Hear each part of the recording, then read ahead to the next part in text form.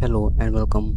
आज मैं एक डिफरेंट वीडियो आपके सामने लेके आया हूँ। इंडिया में काफ़ी सारे यूट्यूबर गेम की स्टोरी हिंदी में एक्सप्लेन करते हैं, बट कैरेक्टर के लोर को एक्सप्लेन नहीं करते हैं, या फिर मैं कहूँ उस चीज़ को वो लोग अवॉइड करते हैं। आई डोंट नो व्हाई, लेकिन काफ़ी सालों से मेरी इच्छा थी कि इंडिया में भी लोग बाहर के कंट्री की तरह जैसे गेम की स्टोरी को वैल्यू देते हैं वैसे कैरेक्टर के लोर को भी वैल्यू दें। एंड कुछ टाइम के बाद मैंने डिसाइड किया है कि मुझे मेरे फेवरेट गेम जो कि है एल्डर रिंग, उनके कैरेक्टर के लोर को एक्सप्लेन करना चाहिए। तो आज मैं आपके लिए लेके आया हूँ एल्डर रिंग का वो कैरेक्टर जो कि गेम का पहला बॉस है।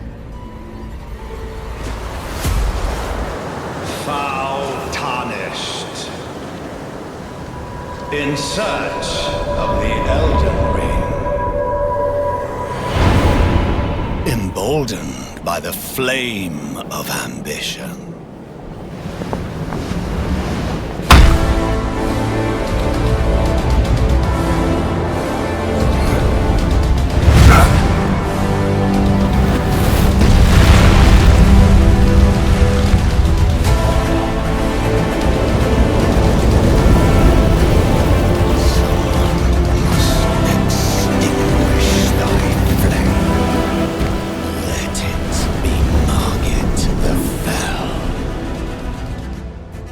मार्केट द फेलोमन, वो पहली दीवार जिसने हजारों प्लेयर को ये सोचने पर मजबूर कर दिया कि वो ये गेम सच में खेल पाएंगे भी या नहीं। जब वो ये डायलॉग बोलता है तो लगता है कि वो बस एक घमंडी मॉन्स्टर है, लेकिन क्या आपको पता है मार्केट लैंड्स बिटवीन का सबसे बड़ा झूठ है। उसका ये रूप, उसका ये नाम और उसका ये हथियार सब एक बहुत बड़े दुख और रॉयल्टी के बहुत बड़े पर्दे के पीछे हैं। आज के इस डीप डाइव वीडियो में हम मार्गरेट की पूरी कहानी को शुरुआत से खत्म तक समझेंगे, और उसके बचपन, उसका जुड़वा भाई मॉक, उसकी हिडन आइडेंटिटी और वो आखिरी दुख जिसने उसे टूटने पर मजबूर कर दिया।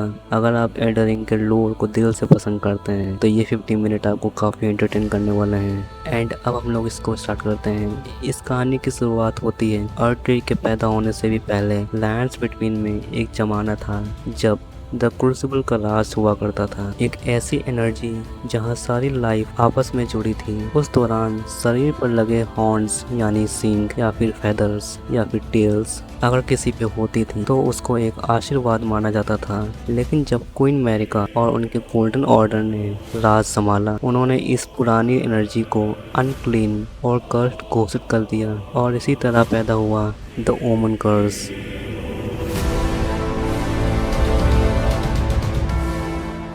गोल्डन ऑर्डर के मुताबिक जो बच्चे ओमन पैदा होते हैं वो अशुभ थे। आम घरों में अगर बच्चे ऐसे पैदा होते हैं तो बिना एनेस्थीसिया के उनके हॉर्न्स को काट दिया जाता था। इस दर्दनाक प्रोसेस में 90% बच्चे मर जाया करते थे। लेकिन अगर कोई रॉयल ब्लड यानी शाही खानदान में ओमन पैदा हो जाए तो उन्हें मारा नहीं जाया करता था, बल्कि उनके साथ जो होता था वो मौत से भी बदतर था। उन्हें कैपिटल सिटी लिंडर के ठीक नीचे अंधेरी और गंदी नालियों में हमेशा के लिए जंजीरों से बांधकर फेंक दिया जाया करता था। उन्हें दुनिया से मिटा दिया जाता था ताकि रॉयल फैमिली पर कोई भी दाग न लग सके। और ऐसे ही किस्मत लेकर पैदा हुआ हमारा ये पहला बॉस, मार्गरेट द फेलोमन। मार्गरेट कोई आम वॉरियर नहीं था, उसका असली नाम है मॉर्गॉट, और वो क्वीन मैरिका और फर्स्ट एल्डन लॉर्ड का सगा बेटा है। उसके साथ उसका एक जुड़वा भाई भी पैदा हुआ था जिसका नाम था मोक। दोनों डेमी गॉड्स थे, दोनों शाही खून थे और साथ ही दोनों ओमन थे। उनकी पूरी जवानी उसी गंदे सीवर में जंजीरों में जकड़े हुए बीती, और इसी दौरान दोनों भाइयों की सोच बिल्कुल ही अलग हो गई। मोक ने उस अंधेरे में एक अलग रास्ता चुना। उसने उस झूठे गोल्डन ऑर्डर से नफरत की और एक outer God the formless mother से हाथ मिला लिया और अपना अलग ब्लड डायनेस्टी बना लिया। लेकिन मॉर्गॉट, उसकी कहानी बिल्कुल उल्टी थी। उसे जिस ऑर्डर ने टुकराया, जिस माँ ने कैद किया और जिस अर्थ ट्री ने उसे जानवर समझा, मॉर्गॉट ने बदला लेने की बजाय और उनसे ये तय किया कि चाहे दुनिया उससे कितनी भी नफरत करे, लेकिन वो अर्थ ट्री का सबसे बड़ा प्रोटेक्टर बनेगा। और कुछ समय बीतने के बाद फिर आया वो दिन जिसने पूरे लैंड्स बिटवीन को हिला दिया, द शैटरिंग।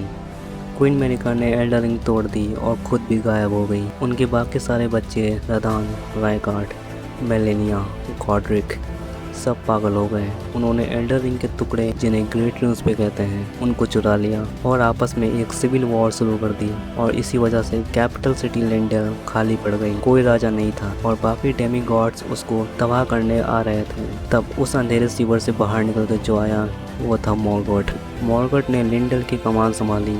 उसने बाकी सारे डेमी गॉड्स को विलफुल ट्रेटर्स घोषित कर दिया। एक बहुत पुरानी ओपनिंग फ्रेम में हमें दिखता है कि मॉर्गोट ने खुद जनरल रदान, जो कि सबसे ताकतवर डेमीगॉड था, जनरल रदान को एक फाइट में जमीन पर पटक दिया था और लिंडेल से भगा दिया था। मॉर्गोट ने पूरी कैपिटल को अकेले अपने दम पर बचाया।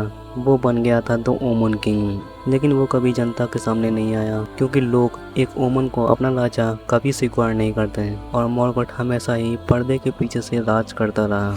तो अब आपके दिमाग में एक सवाल आया होगा कि अगर वो वाकई में लिंडेल का राजा था तो वो स्टॉर्मवेल के कैसल के बाहर हम लोगों को क्यों मिलता है और क्यों हम लोगों को रोकने की कोशिश करता है। तो इसका आंसर ये है कि मॉर्गोट जानता था कि जब तक बाकी डेमीगॉड्स के पास ग्रेट रून्स हैं तब तक एल्डर रिंग दोबारा नहीं जुड़ सकती। और उससे भी बड़ा खतरा था टार्निश्ड यानी हम प्लेयर्स, जो मरने के बाद वापस आ रहे थे ताकि सारे रून्स इकट्ठे करके एल्डर लॉर्ड बन सकें। टार्निश्ड को रास्ते में ही ख़त्म करने के लिए मॉर्गोट ने एक फेक आइडेंटिटी बनाई और उसका नाम दिया मार्गेट द फेलोमन।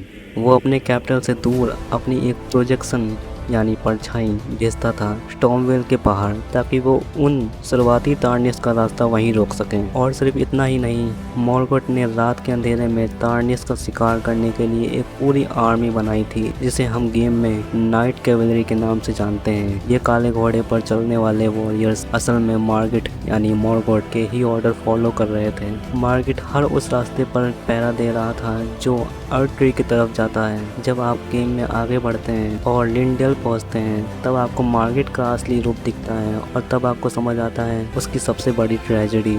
मॉर्गोट जिस लकड़ी के स्टाफ से हम प्लेयर से फाइट किया करता था स्टॉर्मवेल कैसल में, वो कोई आम स्टाफ नहीं था, वो असल में उसकी एक कर्स्ड सोर्ड थी। मॉर्गोट अपने ओमन ब्लड से इतनी नफरत करता था कि वो अपनी तलवार को उस लकड़ी के अंदर छुपा कर रखता था ताकि उसका अशुद्ध खून किसी को भी दिख ना सके और वो अपनी ताकत को दबा कर रख सके। और सबसे बड़ा दर्द पता है क्या है आपको? वो ये कि जब आप उसे हरा देते हैं तो आपको पता चलता है कि अर्थ ट्री ने खुद को कांटों यानी थॉर्न्स से बंद कर रखा था। अर्थ ट्री किसी को भी अपने अंदर आने नहीं दे रहा था, यहाँ तक कि मॉर्गोट को भी नहीं। सोचो, उसने अपनी पूरी जिंदगी, अपना खून, अपनी पहचान, सब कुछ उस अर्थ ट्री को बचाने में लगा दिया जिसने उसे कभी कबूल नहीं किया। वो एक ऐसे घर की पहरेदारी कर रहा था जिसके अंदर जाने की इजाज़त उसे खुद कभी नहीं मिली।